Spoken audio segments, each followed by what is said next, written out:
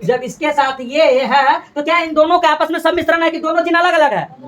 दोनों जीन एक बॉडी में है लेकिन दोनों जीन कहीं भी जाएगा तो कोई दोनों में से कोई एक ही लक्षण प्रस्तुत करता है ना।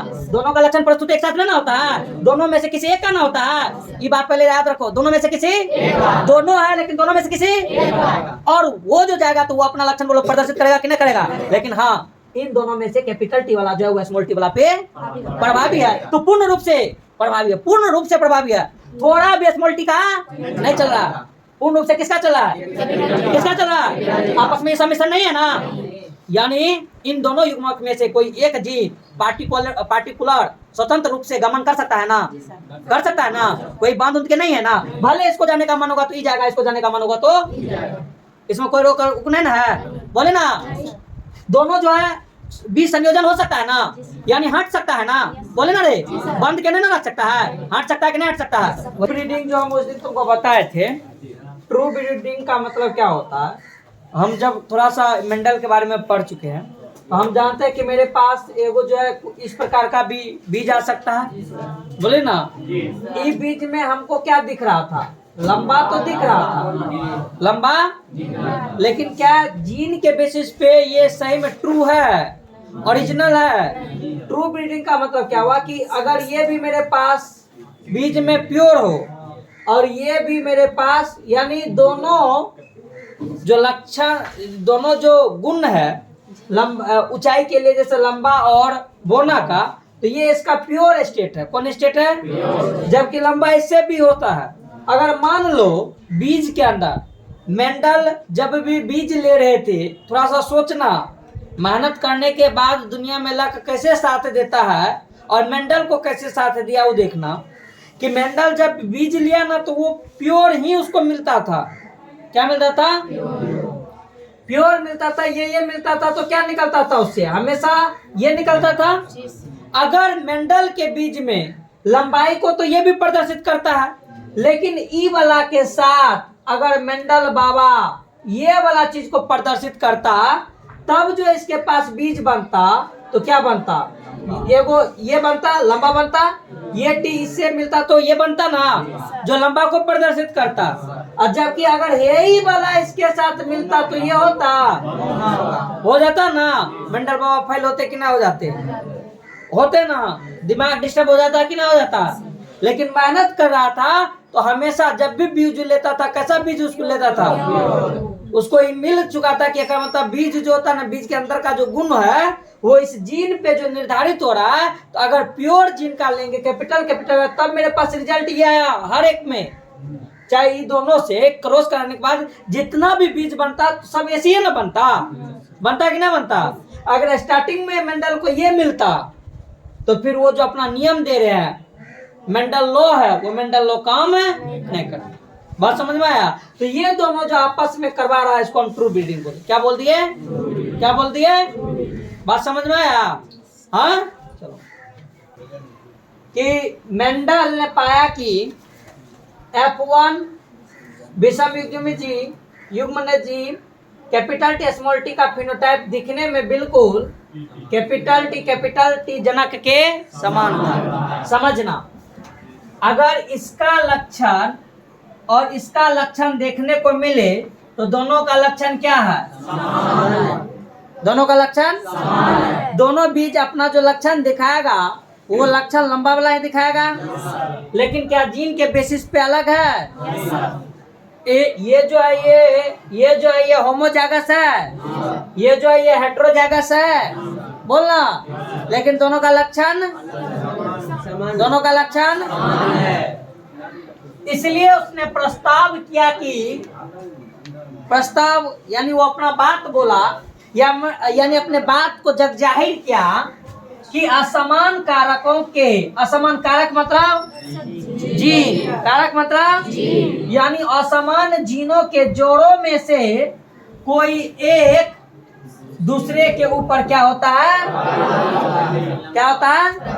क्योंकि उसने इस चीज को हम पिछले दिन भी बताए कि जब उसके पास इस चीज से और इस चीज से ये मिला और इसके मिलने के उपरांत जब इस टाइप से फिर से वो क्या करवाया, स्वपरागण करवाया, तो उस समय में हमें 3 एक जैसा देखने को मिला था और एक जैसा देखने को मिला था कि नहीं मिला था?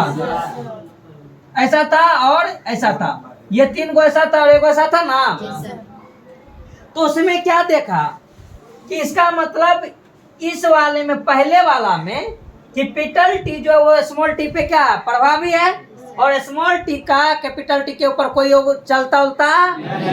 तो इसलिए कि अगर 2 अलग जीन है, 2 तो उसमें से एक जीन जो होगा वो दूसरे पे क्या है, प्रभावी है। दूसरा पे क्या है, दूसरा पे प्रभावी का मतलब ई प्रभावी का मतलब उसके ऊपर असरदार है।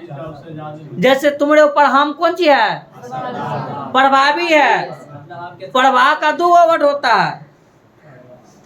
प्रभाव का मतलब एगो होता है कि हम आपके प्रभाव में प्रभावित हो चुके हैं, और एक होता है कि तुम मेरे नीचे रहेगा, हम तुम्हारे ऊपर रहेंगे।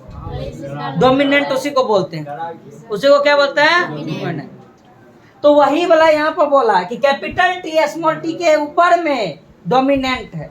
क्या है, डोमिनेंट है। तो क्या बोला गया, दूसरे के ऊपर प्रभावी हो जाता है। जैसे F1 के अंदर हमें देखने को मिला, और इसे प्रभावी और दूसरे को क्या नाम दे दिया गया, प्रभावी। तो यानी इसके अंदर स्मॉल टी क्या रहेगा और कैपिटल टी क्या रहेगा, प्रभावी रहेगा।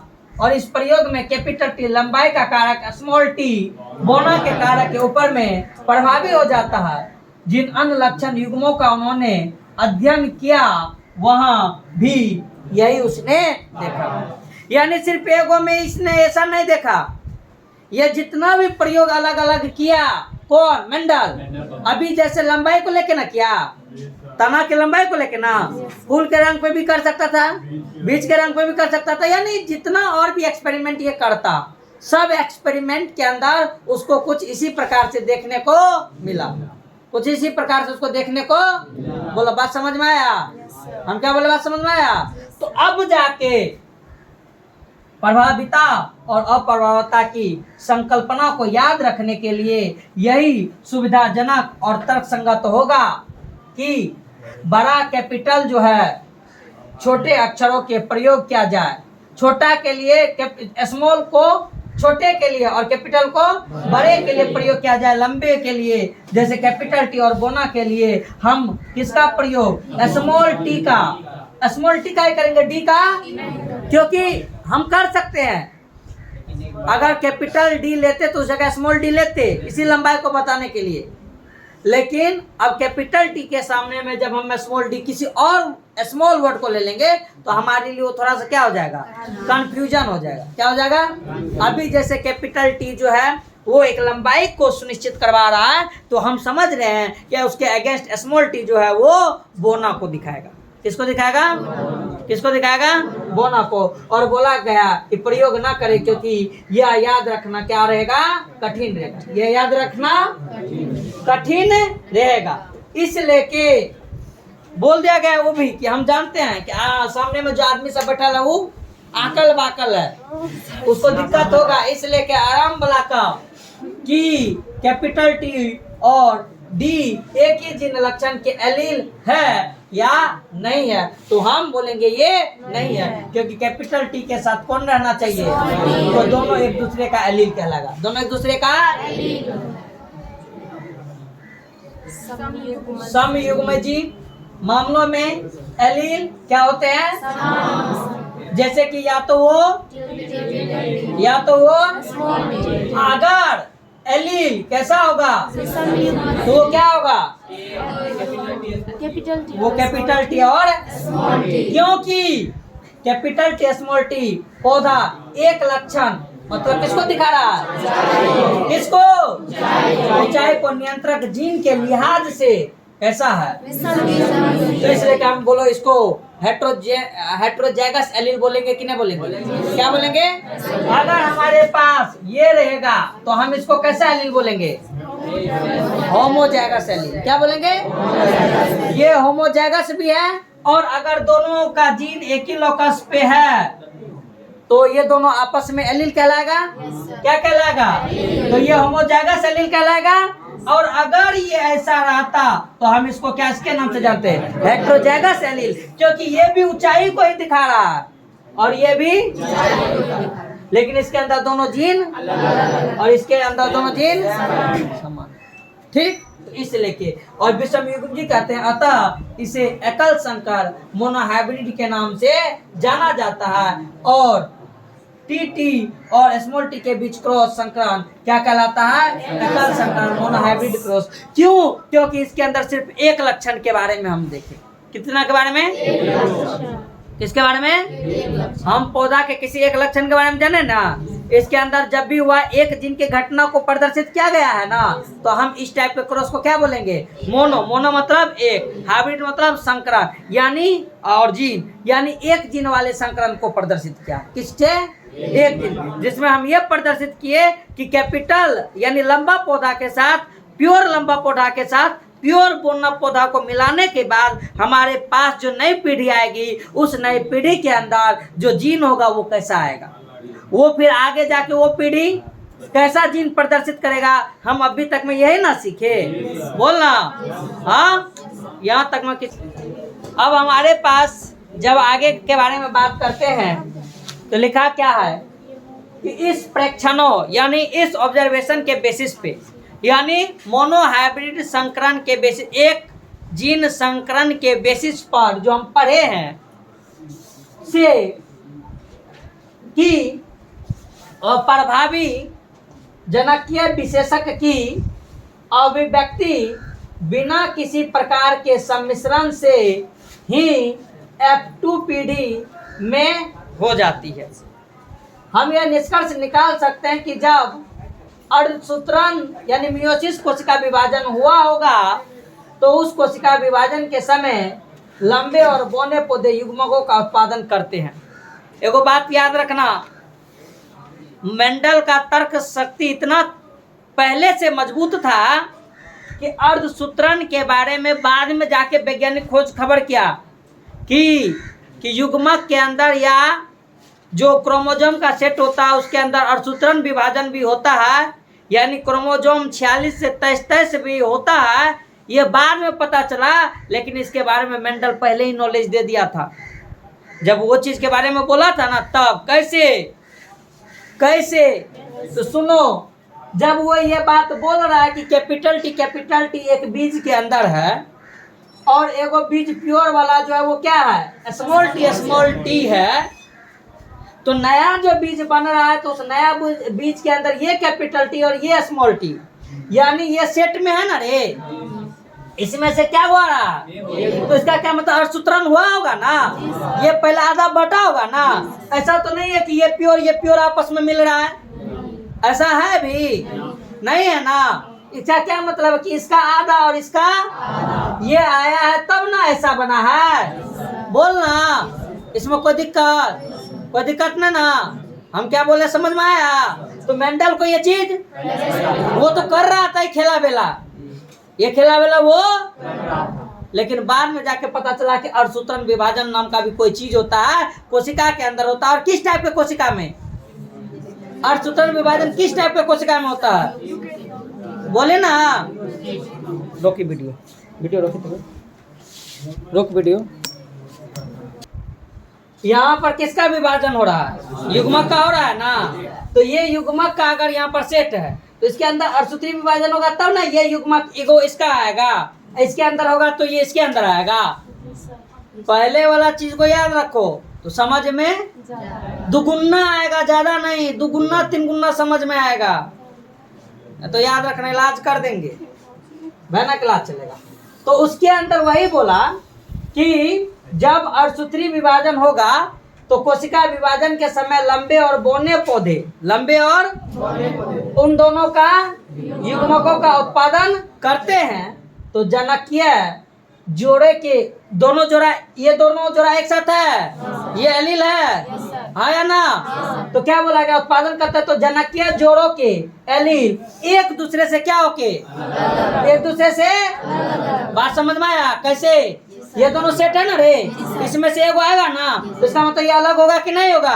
और केवल एक ही एलील युग्मक में क्या हो सकते हैं, वो प्रेषित होते हैं, आते हैं। और एलीलों का यह विसंयोजन यादृच्छिक रैंडम होता है और युग्मकों में कोई एक एलील होने की संभावना 50% होती है। क्या बोला, बात समझो।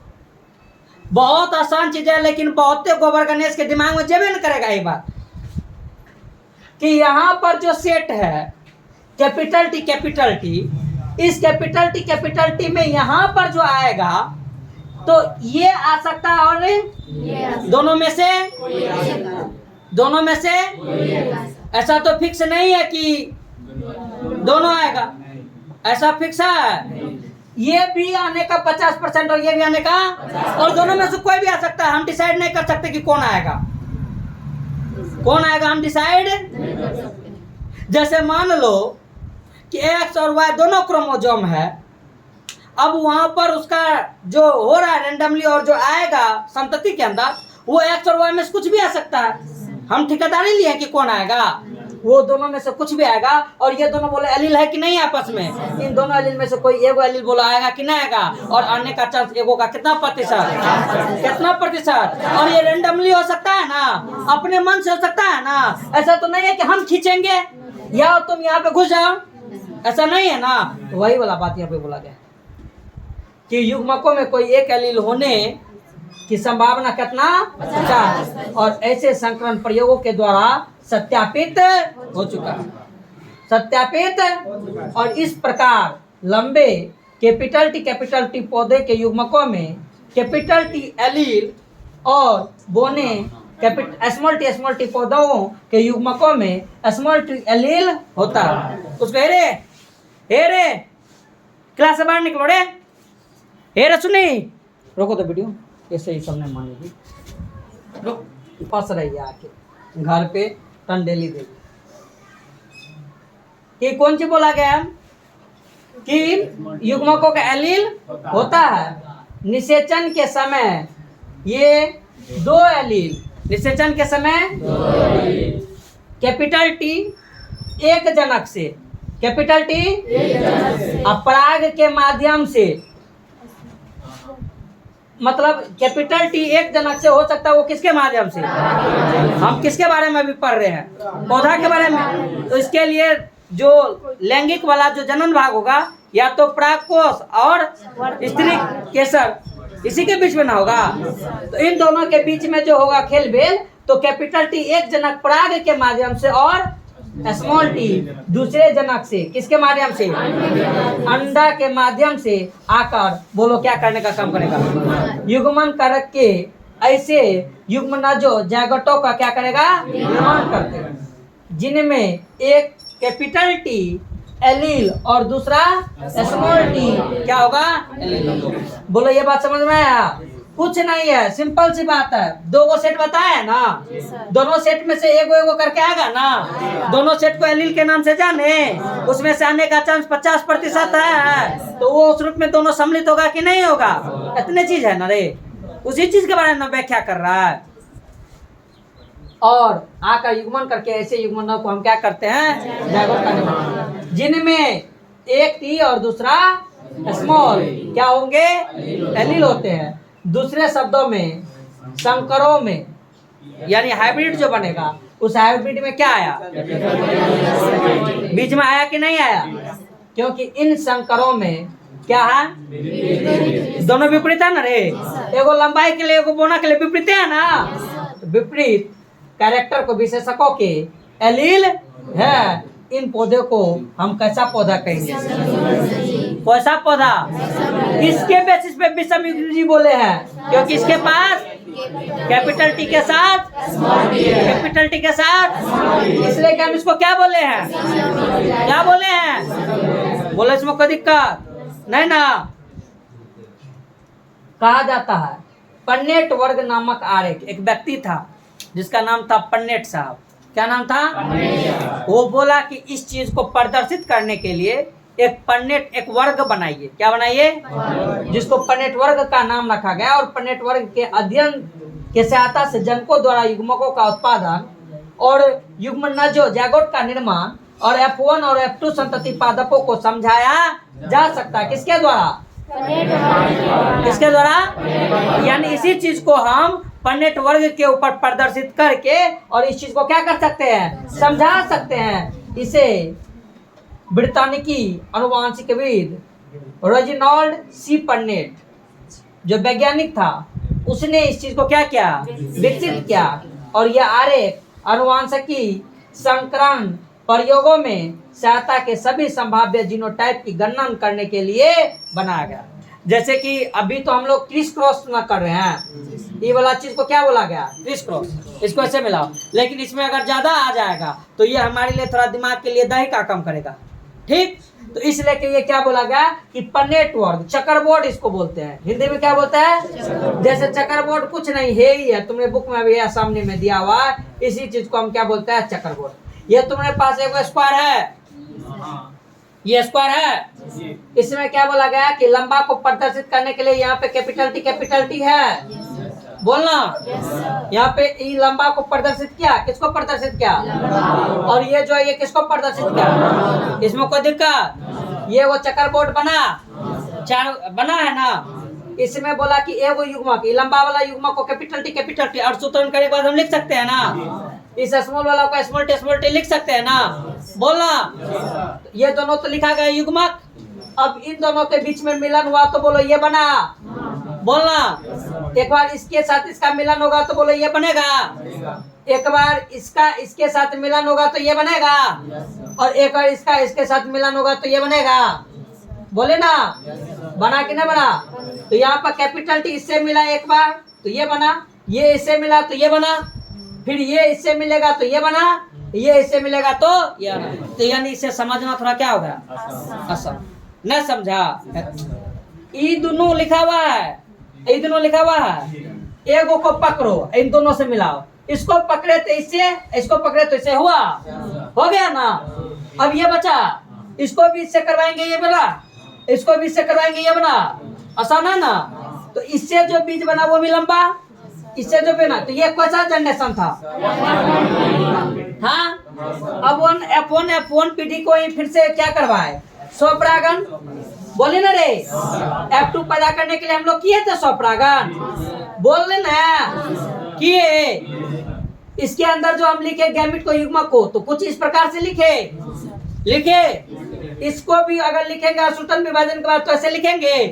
युग्मक को हम इस प्रकार से प्रदर्शित कर सकते हैं ना, इसके भी युग्मक को इस प्रकार से प्रदर्शित कर सकते हैं ना, करेंगे ना। अब इसको पकड़े इससे करवाएंगे तो ये आया, इसको पकड़े इससे करवाए तो ये आया। अब यहाँ पे इससे इसको करवाएंगे तो इसको इससे करवाएंगे तो, यानी सबको सबसे करवा के देखेंगे ना मेरे पास क्या आ रहा है। और आने के बाद बोलो यहाँ पर हमें एगो प्योर आया, दो गो हाइब्रिड आया, एगो और प्योर आया। ये दोनों बताए थे कि द्विसंकरण के अंदर मतलब F2 जनरेशन के अंदर एगो प्योर और एगो प्योर किसके तरह? मेन जनक के तरह। मेन जनक के पास जो हम गैमेट लिए तो वो कुछ इस प्रकार से लिए थे रे, तो ये जो आया तो ये इसके तरह मिला, और ये दोनों हाइब्रिड आया जो किसके तरह है? F2 जनरेशन के तरह, सॉरी F1 जनरेशन के तरह, किसके तरह? और एक और बात बताओ, क्या गैमेट का यहाँ पर जो हम पढ़ रहे हैं वो गैमेट का क्या अर्थसूत्रण हो रहा है ना? दो गो अगर मेरे पास एक साथ जुड़ा में एलील है उसमें से कोई एगो आता है ना, और दो गो अगर एक साथ है तो आपस में दोनों का सम्मिश्रण रहना होता है। सम्मिश्रण का क्या मतलब कि अरे बाबू जब इसके साथ ये है तो क्या इन दोनों का आपस में सम्मिश्रण है कि दोनों जीन अलग अलग है? दोनों जीन एक बॉडी में है लेकिन दोनों जीन कहीं भी जाएगा तो कोई दोनों में से कोई एक ही लक्षण प्रस्तुत करता है ना। दोनों का लक्षण प्रस्तुत एक साथ में ना होता है, दोनों में से किसी एक का ना होता है। ये बात पहले याद रखो, दोनों में से किसी दोनों है लेकिन दोनों में से किसी और वो जो जाएगा तो वो अपना लक्षण बोलो प्रदर्शित करेगा कि नहीं करेगा। लेकिन हाँ इन दोनों में से कैपिटल टी वाला जो है वो स्मॉल टी वाला पे प्रभावी है, तो पूर्ण रूप से प्रभावी है, पूर्ण रूप से प्रभावी है। थोड़ा भी स्मॉल टी का नहीं चल रहा, पूर्ण रूप से किसका चल रहा है? किसका चल रहा है? आपस में सम्मिश्रण नहीं है ना। यानी इन दोनों युग्मक में से कोई एक जीन पार्टिकुलर स्वतंत्र रूप से गमन कर सकता है ना? कर सकता है ना? कोई बांध उंध के नहीं है ना? भले इसको जाने का मन होगा तो ही जाएगा, इसको जाने का मन होगा तो इसमें कोई रोक नहीं ना है, बोले ना। दोनों जो है बीज संयोजन हो सकता है ना, यानी हट सकता है ना, बोले ना रे। बंद के नहीं ना रख सकता है, हट सकता है कि नहीं हट सकता है, वही चीज है। यहाँ पर हमें वही चीज देखने को मिल रहा है। क्या संकरण प्रयोग में संतति के सभी संभाव्य जीनोटाइप की गणना करने के लिए बनाया गया है।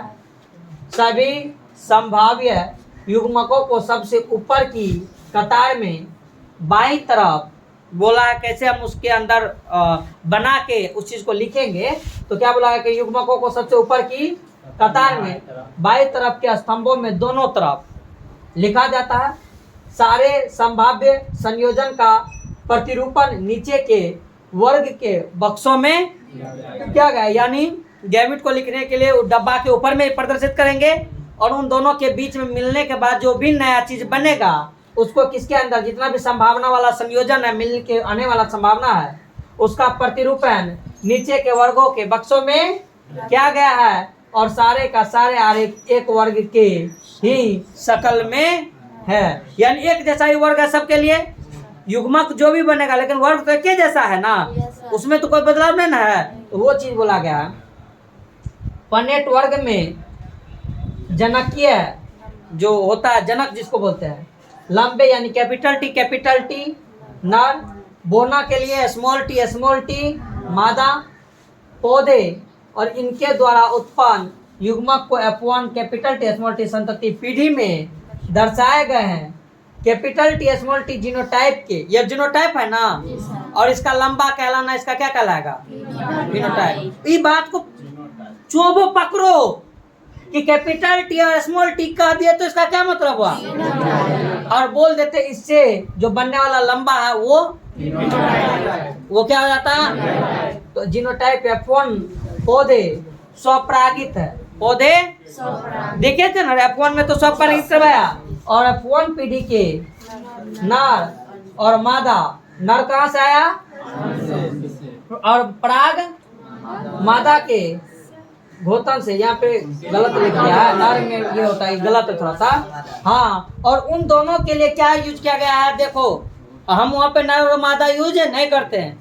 बायोलॉजी के अंदर जहाँ पर सिंबल ऐसा प्रदर्शित हो जाए तो याद रखना, इसमें एगो सिंबल जो है वो मादा का और एगो सिंबल जो है वो नर का, यानी है यहाँ पर काट के कर देना कौन चीज, मादा का, कि पहला वाला सिंबल किसका है, मादा का। यानी ये वाला जो सिंबल तुमको दिख जाएगा कहीं भी मेडिकल के किसी भी किट में, मेडिकल के दुकान पे कहीं भी, तो समझ लेना ये चीज किसके लिए यूज हो रहा है। और अगर दिख जाएगा कुछ इस प्रकार से तो तुमको क्या पता चल जाना चाहिए ये किसके लिए है, नर, उड़ने वाला तीर, फतिंगा की तरह रहता है, इसलिए कि इसमें उड़ने वाला तीर दिया गया है। क्या दिया गया है, उड़ने वाला तीर दिया गया है। और इन दोनों के बीच क्रमशः यानी इस सिंबल के द्वारा हम उसको क्या करने का काम करते हैं, रिप्रेजेंट करने का, हाँ, के प्रतीकों को काम में लाया गया।